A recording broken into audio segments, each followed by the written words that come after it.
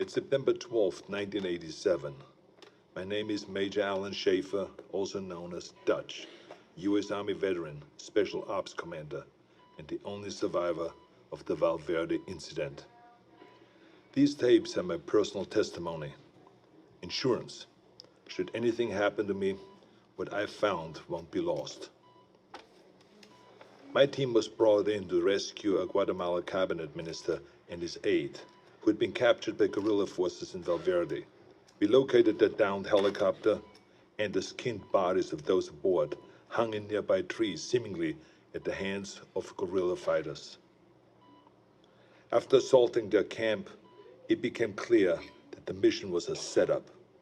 American intelligence had sent us to retrieve the captured agents who had been on recon for future military action. But none of that matters, because while we were clearing out the guerrillas, something was hunting us. An invisible killer tracked us as we made our way to the extraction point. In 24 hours, it wiped out my entire team. Rick Hawkins, Blaine Cooper, Mac Elliott, Billy Soul, Jorge Ramirez, and Al Dillon. The best soldiers I've ever known. Men I trusted with my life were butchered like animals. It was a nightmare. We walked in with guns, but it had perfect camouflage, advanced weaponry, and could see heat. It was strong and smart, a pitiless hunter. I waited, I watched, and when I understood it, when I saw how it hunted, I killed it. As it lay dying, in a final fuck you, it activated an explosive device. I barely escaped that blast. My radiation sickness and the crater of the explosion are the only evidence it ever was here. I've given my official statement to Agent Peter Keyes of the OWLF, but it's become clear I needed to investigate Valverde myself. Keyes was thorough, but he asked all the wrong questions. I mean, we have proof of alien life, but that life sees us as game. It's an alien whose first contact with humanity was to hunt us for sport. All Keyes cared about was the technology lost in the explosion. He can see the jungle for the trees. I see the threat. He sees the opportunity. Spies are all the same. I mean, we aren't people to them. We are assets. How many soldiers would he feed to those monsters just for a chance to steal from them or to learn from them? The government can't be trusted. So I will have to do this on my own. I'm cutting my treatment short and going off the grid.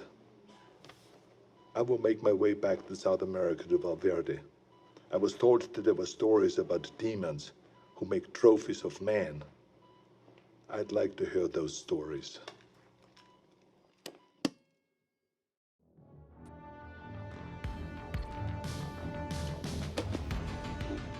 April 8th, 1991. I'm not dead yet. I'll admit, I regret not curing my radiation sickness before I left. It made leaving the country difficult. I cashed in a few favors, took one too many off-the-book flights in rusted-out buckets, but I made it back to Valverde.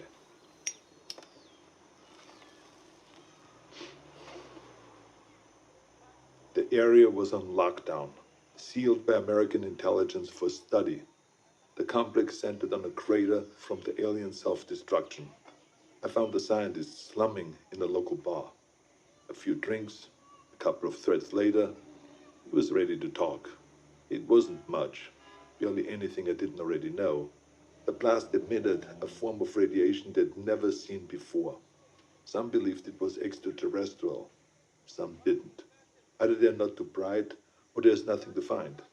I decided to let them keep searching in vain. It kept them busy and off my trail. I've been touring villages and small towns using the cover of an author writing about South American folklore. I don't know if any of them bought in, but they took my money and told their stories. The closer they were to the jungle, the more stories of devils in the trees. Some were bullshit, made up on the spot, but some carried consistencies that I couldn't ignore.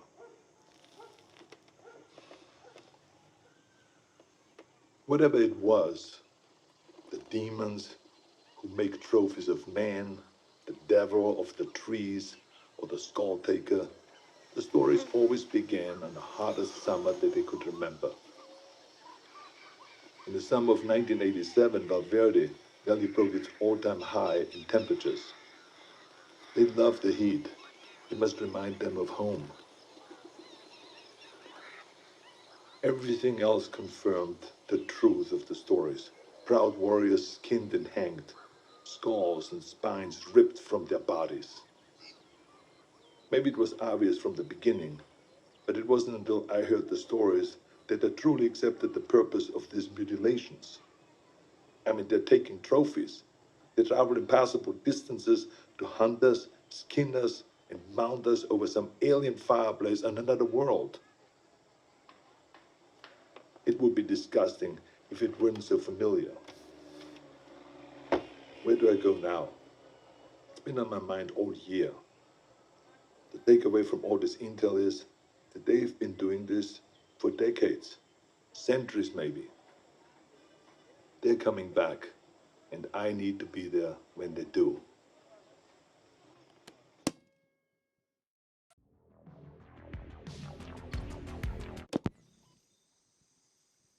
June 27th, 1992. It's hard to remember that the most important part of an operation is patience. You can plan the perfect op, but you can't account for everything. If shit goes south, there's nothing to do but to adapt and finish the mission.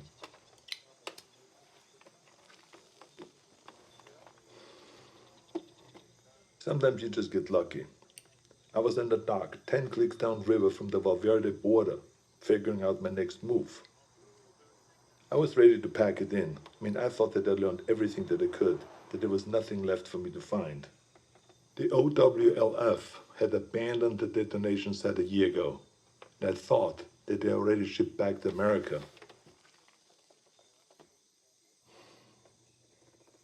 That's when I saw Agent Peter Keyes tie his skiff to the dock. I mean, I haven't seen Keyes since I gave my official statement to him. It was impossible, but there he was with three of his buddies. All agents. I mean, the clean, tidy outfits give them away all the time. I mean, they don't want to get down in the dirt, you see. That's what they pay soldiers to do. Keyes walked up, looked right at me, and shook my hand. I mean, with the radiation sickness, I've lost a lot of weight, so I thought that he maybe would not recognize me. But then he greeted me like we were old pals. Keyes is a good spy, saying nothing, implying everything. We spent the next few hours trading war stories at the bar.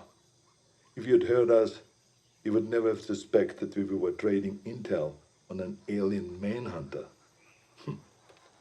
His cover was that they have been looking for a serial killer, a sadist who has been operating in the area for years, hunting people like animals and then skinning them alive. Keyes wanted to talk about the monster, so it all came out in the cover story. In many ways, they were just a few steps behind, surveying villages for information, locating witnesses. He did confirm one thing that I only considered. He told me how the killer chose his victims. They were always armed. A rifle, a pistol, a knife in the boot. He wasn't taking kids or random villages. He wanted a challenge. Whatever it was a hunter. And it killed for sport. I wish they were here for a military action, recon for an invasion. But the truth was so much worse. We are prey, animals, fit only to be hunted. Keyes and his buddies paid the tab and mine, but before he left, he winked at me and he said, "Stay out of the jungle. That's where he gets you." I tracked Keyes and his team for weeks, but they didn't learn anything new. Maybe they knew that I was there, maybe they didn't, I don't know.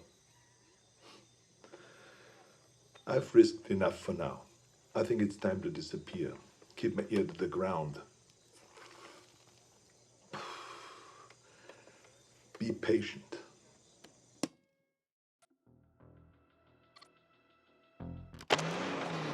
March 3rd, 1996, Zaire. I thought I could wait.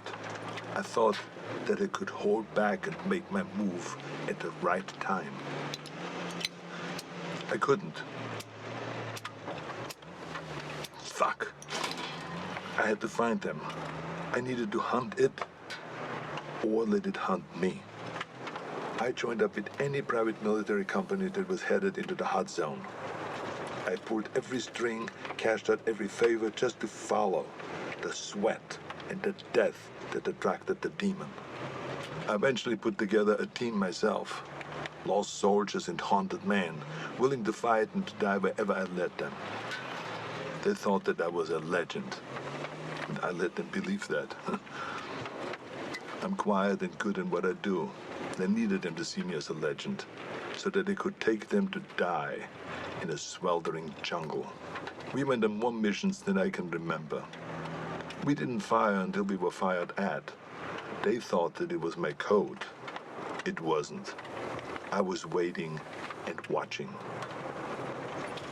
Our last mission was an evac up in the Congo.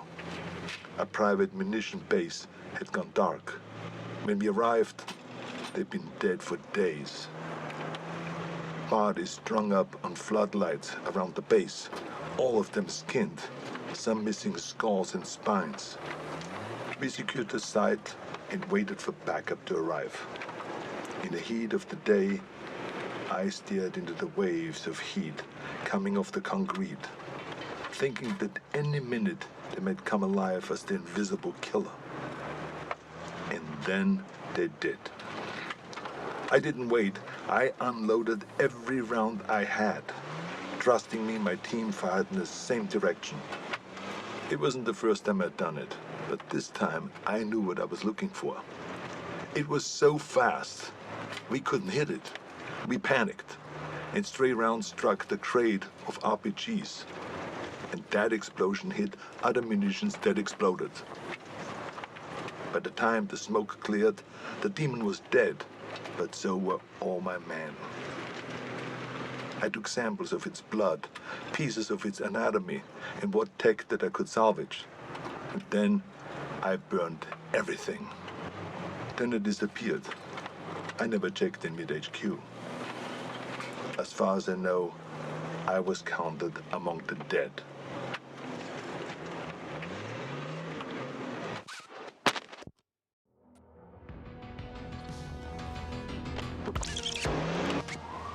October 12, 1997, Los Angeles. I needed to come back to the States. It wasn't impossible to sneak contraband through customs, but I wasn't willing to risk what I found in the Congo falling into the wrong hands.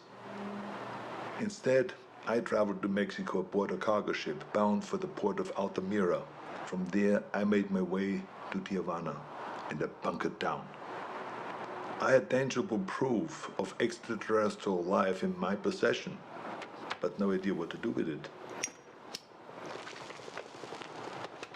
I'm not a scientist. I did a soldier's duty and secured valuable intel. This was out of my pay grade. I kept an eye on the news. Los Angeles was having a record-breaking heat wave and a gang war on the streets. It was perfect. I could feel it in my bones. I'd been tracking them for so long, I could think like them. I could smell the prey. I could see the hunting ground. I had to get to LA.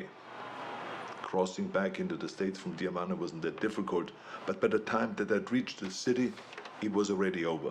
Like Valverde, the OWLF only found crumbs. What I'd hoped might be an alien ship turned out to be only a launching site. I wanted it too much, and I got sloppy. I breached the OWLF's quarantine and was captured. I'd hoped to be bailed out by Agent Keys, but he died. With Keys gone, the OWLF was leaderless and disorganized. I was interrogated, but I negotiated my release by bartering the alien materials that I'd recovered from the Congo. During the negotiations, it was clear how little they knew. They needed someone who understood the threat, so I offered to work with the OWLF as a consulting advisor. They had the funding, the technology that I needed to continue my hunt. I wouldn't work for them, but I would work with them.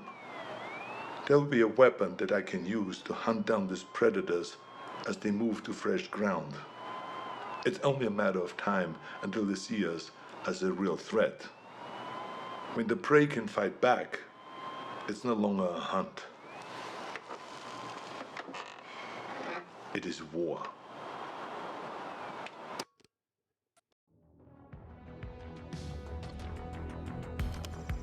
March 3rd, 2008. We've gotten good at killing predators. Every time we find one, we come back with more tech, more research, and the OWLF's funding goes up. Together, we have gotten stronger and more efficient. For a time, the aliens were surprisingly predictable. They had no idea that we knew so much about them. But that began to change. They sent better hunters every time. They're beginning to see us as a threat. Or we've become a more worthy prize. Maybe both.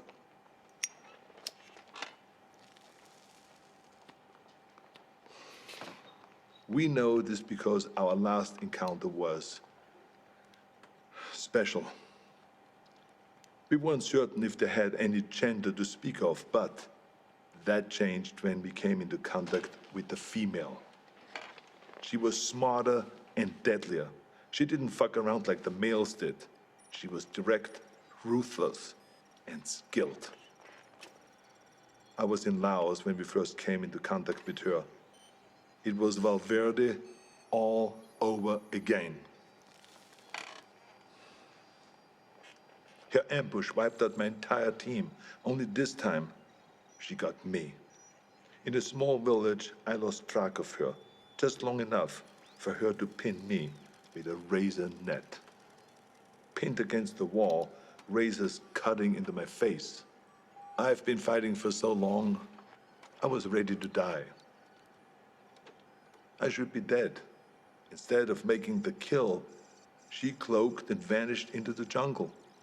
The net relaxed, and I escaped with my life, and a scar to remember her by.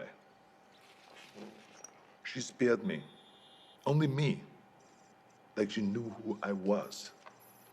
I returned to the exfil, my first failed mission in a long time. Are we going about this wrong? I mean, we've learned so much, but in doing so, have we made ourselves a bigger target? I can't stop thinking about something Napoleon said. You must not fight too often with one enemy, or you will teach them all your art of war. I started this believing that we were learning how to hunt them, or maybe she let me live to just be hunted another day. We were teaching them how to hunt us.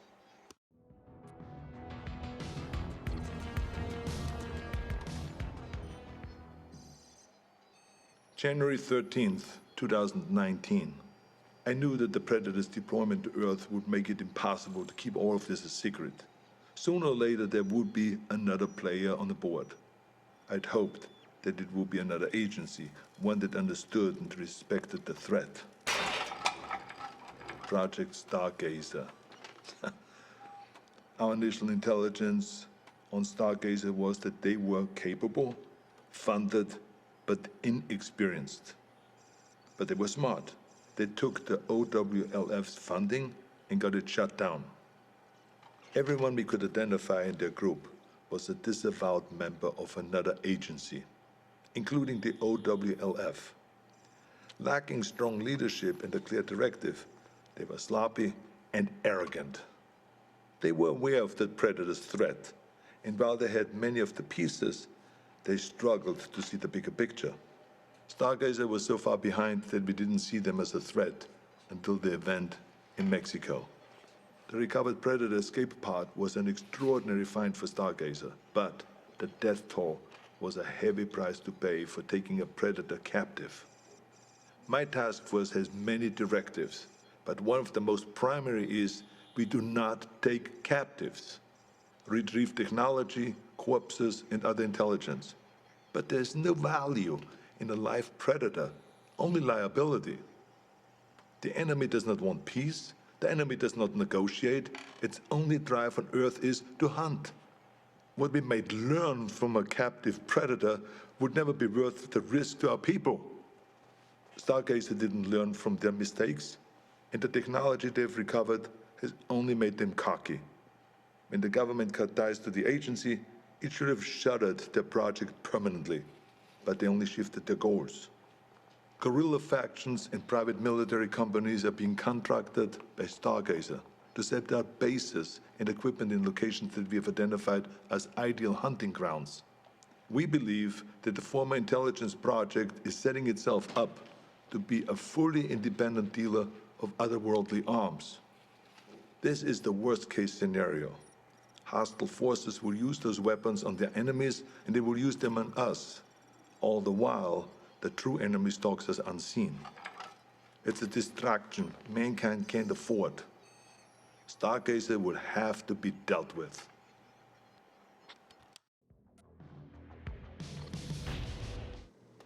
"2025. It's hard to believe that I'm still here recording this. I probably shouldn't be smoking in the med bay, but fuck it, it's my birthday, for Christ's sakes.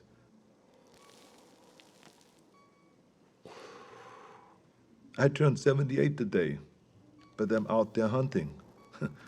I should be retired. I should be doing anything but this. My life shouldn't be possible. But the very thing that I hunt, that hunts me, is what's keeping me alive. As we began to understand the Predator's technology, we started to use it. A fight with a Predator female went bad and I was critically wounded. Dying, I agreed to experimentation. It worked. It worked so well that the cells in my body stopped aging. Pushing 80 now, I'm fighting like a man in his 40s. It's not the only experiment that I've been part of. I am deadlier now than I was in Valverde. The OWLF has been fully reinstated. It's grown larger than ever before. We saved John Keyes from Stargazer. His father was Peter Keyes. I suppose you could say that he was a very dear acquaintance. His son is a gifted scientist. I worry about the future. The Earth is seeing unprecedented rise in heat and war. As the climate changes and the temperatures go up, more and more countries are becoming hunting grounds. We've killed so many of their kind, but they only send more. The number of events that we have witnessed has increased threefold in 10 years. We have made an impression on them, but not like we had hoped. We wanted to show them that we weren't prey, to deter them from ever sending another hunter to our world. We sent a warning, but they took it as a challenge. I fear we have made things worse. If the predators ever decide that we've grown too bold, I have no doubt that they could burn the earth and all of humanity with it. My only hope is that while they waste their time on sport, we can rise up together and stand against them as a species.